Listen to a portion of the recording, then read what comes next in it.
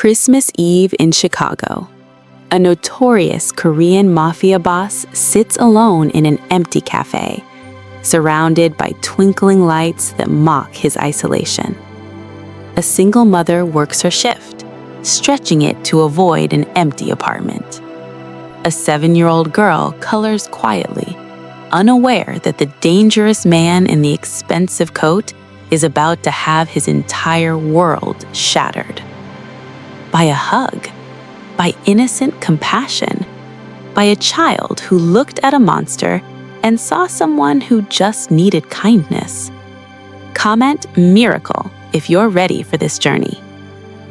The bell above Rising Star Cafe chimed softly as Junio Siaj walked into the warmth, snow melting on his custom-tailored Italian coat. At 34, he commanded Chicago's Korean underground with methodical precision, a second-generation Korean American who'd inherited his father's organization and expanded it beyond imagination. The black dragon tattoo curling up his neck marked him as someone dangerous. The shadows in his eyes marked him as someone who'd stopped feeling most things 3 years ago. "We're open," a woman's voice called. Rich, warm, exhausted. Talia Moore emerged from the kitchen, her dark brown skin glowing in the cafe's golden light. Natural hair pulled into a practical bun, wearing the simple uniform like armor. At 28, she worked 3 jobs to support herself and her daughter, fighting daily battles no one else could see. "Coffee, please, black, and I'll stay a while if that's acceptable," Siaj said, his voice carefully controlled. "Counter or booth?" "Booth, far corner, away from the windows." Habits formed in blood didn't break just because it was Christmas Eve. As Siaj moved past the counter, a small voice called out, "Mama, can I have more orange juice?" "In a minute, baby." Siaj's step hitched. He hadn't expected a child. The cafe should have been empty, his sanctuary from the world's noise. Instead, there was 7-year-old Nia with her coloring books, her innocent presence an intrusion on his carefully planned solitude. He settled into the furthest booth, shrugging off his coat. The dragon tattoo seemed to move in the flickering lights, its scales rendered in intricate detail. Talia brought his coffee in a simple white mug. No flourishes, no small talk. Professional distance maintained. She'd learned not to ask questions about customers who looked like walking contradictions. Designer clothes in a working-class cafe, expensive watches, eyes that tracked every movement but seemed to see nothing. From the counter, Talia watched with a mother's finely tuned instincts for threats. This man radiated danger. Everything about him screamed money, power, and the kind of control that came from making hard choices. But there was something else too. Loneliness, maybe, or grief wearing a different mask. "Mama, is that man okay?" Nia's voice carried. "He looks sad." "Shh, baby, that's not our business." 20 minutes passed in relative silence. Siaj ordered a second coffee, then a third. Each time, Talia brought it without comment. "We'll be closing in 30 minutes, she said during her 4th trip. "You're welcome to stay until then." "Understood." His gaze lifted to meet hers, and something flickered in those dark eyes. Recognition, not specifically of her, but of the particular exhaustion she carried. After she walked away, Siaj found himself watching the mother-daughter interaction. "Mama, will Santa know we moved?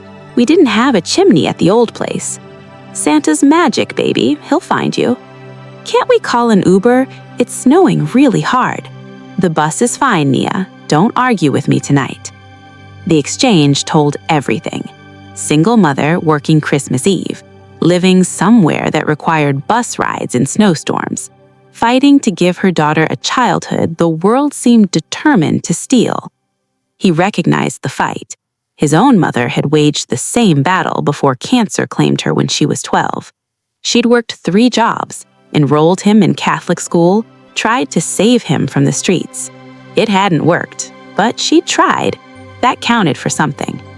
While Talia disappeared into the kitchen, Siaj scrolled through messages detailing his empire's movements. Shipments, territory disputes, rivals making noise. He should respond, should leave and return to his penthouse where his lieutenants waited. But the snow kept falling, and the cafe's warmth held him in place. Movement caught his attention. Nia had slid out of her booth and was approaching his table. "Hi, mister," she said, stopping at a respectful distance. She wore a pink sweater decorated with snowflakes, red ribbons in her hair. "I'm Nia. What's your name?" "Siaj." The name felt strange without titles. "That's a pretty name. Is it Korean? We learned about Korea in school." Despite everything, the walls, the control, the careful distance, Siaj felt his lips curve into something that wasn't quite a smile. "I was born here in Chicago, but my parents came from Korea." "That's like my friend Marcus. His grandma came from Jamaica." Nia's enthusiasm was genuine. "Do you have a grandma?" "No, she passed away before I was born." "Oh, I'm sorry. I don't have a grandma either, or a grandpa, or a daddy anymore." The casual mention of loss hit harder than expected. "I'm sorry too." "It's okay. Mama says Daddy's watching from heaven, and he'd want us to be happy. So we try really hard to be happy even when things are tough." She tilted her head, studying him. "You look tough too. Are you trying to be happy?" The question pierced through carefully constructed defenses. When had anyone last asked him about happiness? That's a complicated question. Grown-ups always say that, but I think it's actually really simple. Either things make you happy or they don't, and if they don't, maybe you should try different things. Before Siaj could respond, Talia appeared, concern flashing across her features. "Naya Moore, what did I tell you?" "I'm so sorry, sir. She knows better than to bother customers." "She's not bothering me." The words surprised them both. But Talia was already ushering Naya away, her protective instincts overriding social niceties. "Go get your backpack together, baby. We need to catch the 9:15 bus." After Naya left, Talia turned back to Siaj, something protective and challenging in her stance. "Look, I don't know who you are or what you're running from. I'm not running from anything. Everyone who sits alone in a cafe on Christmas Eve is running from something." Her voice held hard-won wisdom. "But my daughter is off limits. She's friendly, she doesn't understand in stranger danger, and I need you to know that whatever's going on with you, she's not part of it."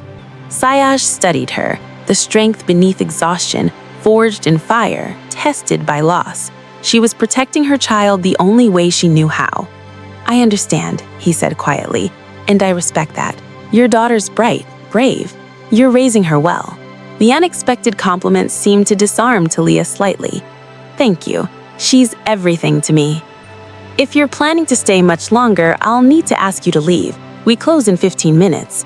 Siaj reached for his wallet, pulling out several bills, easily 5 times what Brie coffees cost. "Sir, I can't. It's Christmas Eve. Consider it a holiday tip." He was halfway to the door when it happened. Naya had climbed on her booth to retrieve her coat. The booth was old, the vinyl worn smooth. Her foot slipped. She fell backward, her head aimed directly at the table's sharp corner. Siaj moved without thinking. He crossed the space in 3 rapid strides, catching Naya before she hit, his arms secure around her small frame. The world held its breath. Then Naya giggled. "Whoa, that was like flying!" "Naya!" Raya rushed over, heart hammering.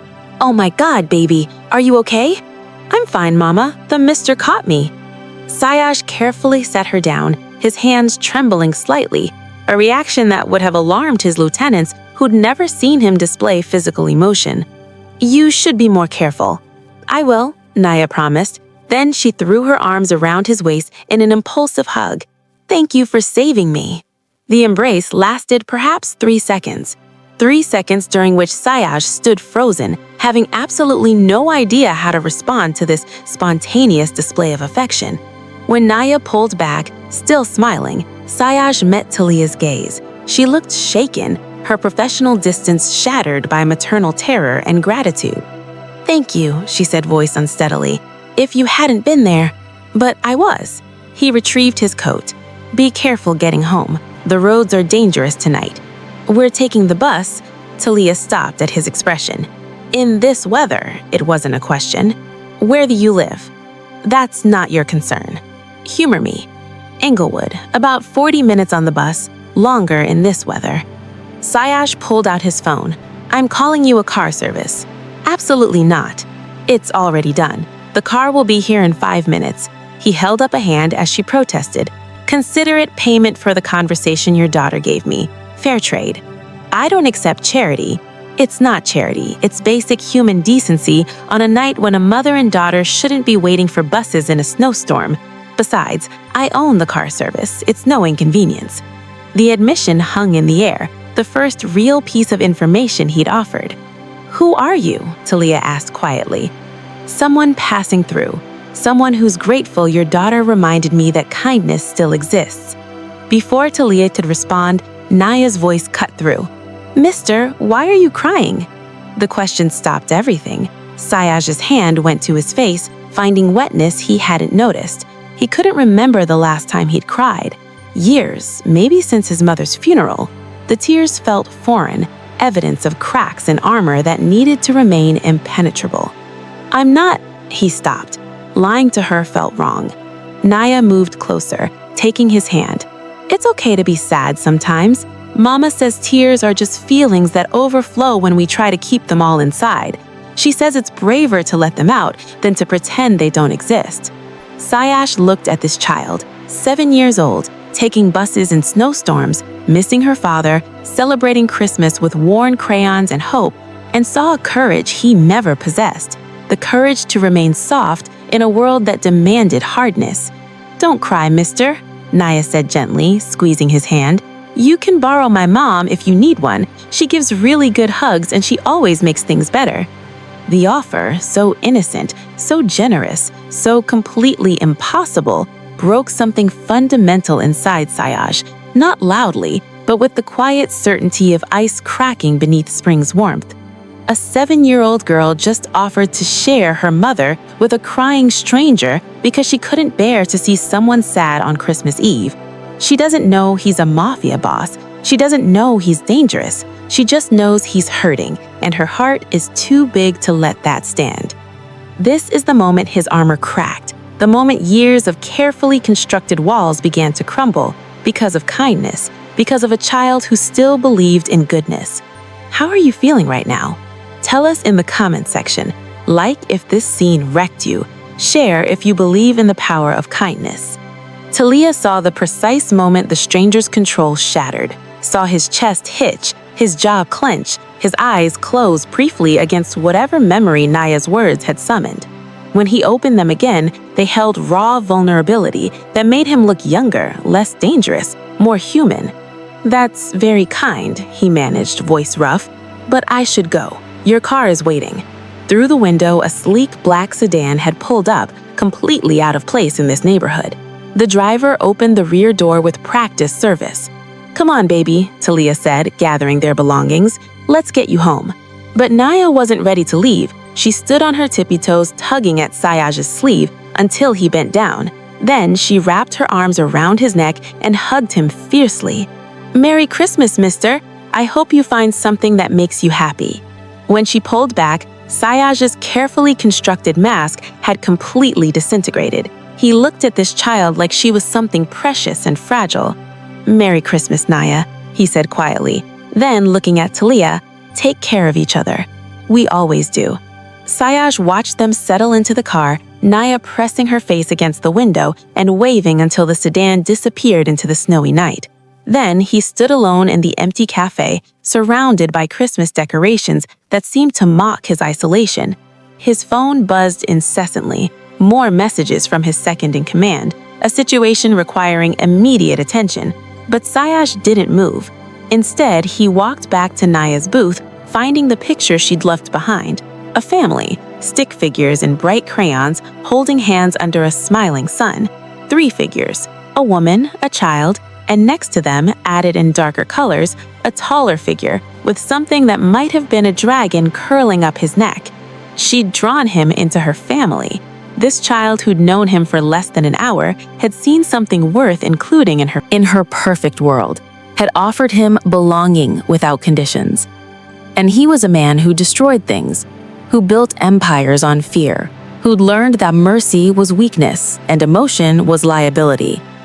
What could he possibly offer a child like Nia except contamination?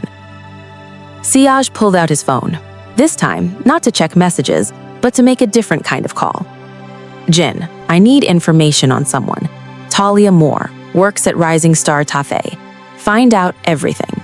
Where she lives, financial situation, any debts, any threats. Do it quietly. No one approaches her, just information. After ending the call, he made another to the car service manager. The woman and child I just sent home, make sure the driver waits until they're safely inside. Then arrange regular service. Nothing obvious, just make sure they're not taking buses in snowstorms. The arrangements took 10 minutes. By the time he finished, his organization's normal operations had been temporarily suspended. His entire focus shifted to something he couldn't quite name, but felt with absolute certainty. Siaj locked the cafe door behind him and stepped into the Chicago night. The snow had stopped, leaving the city pristine and white. Christmas lights twinkled in windows. Families gathered around tables. But something had changed. Some fundamental shift triggered by a child's innocent compassion and a mother's fierce protection. He'd spent 15 years building walls, 15 years convinced that isolation equaled strength. One 7-year-old girl had demolished those convictions in under an hour. His phone rang. Jin with preliminary information. Boss, I've got basics. Talia Moore, 28, widow. Husband died 2 years ago in a workplace accident. She works 3 jobs: café, cleaning service, weekend retail. Lives in Inglewood. Current on payments, but barely. No debts beyond normal bills. Daughter, Nia, 7, second grade, good student. Everything painted the picture Siaj had already assembled. A woman fighting impossible odds with nothing but determination. What else? The building they live in, it's in territory being contested. Not by us, we stay out of residential zones. But the Volkov family has been expanding. Pressure on landlords to sell. Nothing violent yet, but it could escalate. The information crystallized something in Siaj's mind. I want that building and surrounding block under passive watch. Nothing obvious, but if the Volkovs make any moves, I want to know immediately. And Jin, this stays between us. Understood, boss. Should I ask why we're protecting civilians in Inglewood? No, you shouldn't. Christmas morning arrived with clear skies and bitter cold. In her small apartment, Talia awoke early. Nia still slept, curled beneath blankets, peaceful in the gray morning light. On the floor beside Nia's bed sat modest presents: used books, new crayons, a winter coat that was practical rather than exciting, but desperately needed. Not much, but everything Talia could provide with money earned from extra shifts and careful budgeting. She was brewing coffee when someone knocked. Nobody knocked at 7 a.m. on Christmas morning. Talia checked the peephole, expecting, what, the stranger from last night? Instead, a delivery person holding a massive stack of packages. Talia Moore? Delivery for you and Nia Moore. The packages kept coming. Toys, clothes, books, art supplies. Everything carefully chosen, age-appropriate. And for Talia, grocery gift cards, a winter coat in her exact size, an envelope containing cash with a simple note. For the bus rides, you won't need to take any more. No name, no explanation, just generosity that felt overwhelming and somehow inevitable. Talia knew who'd sent them, knew with absolute certainty that the stranger had arranged this based on one conversation and careful observation. She should feel violated, angry that someone had inserted themselves into her life without permission, but all she felt was the particular ache of being seen, of having her struggles recognized and addressed without judgment.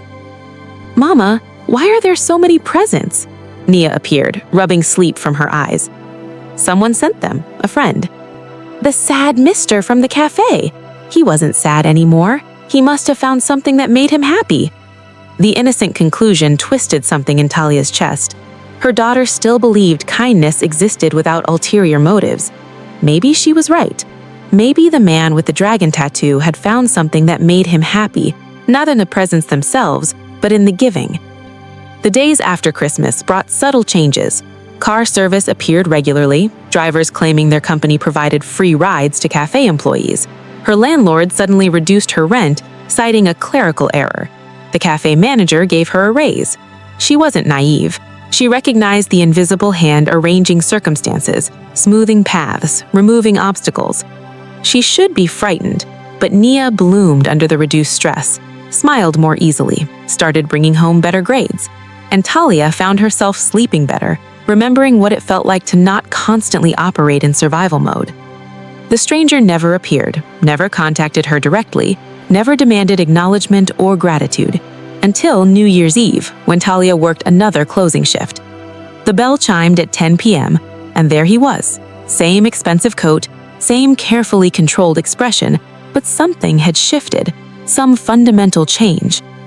"Coffee?" Talia asked, voice steady despite her racing heart. "Please." He hesitated.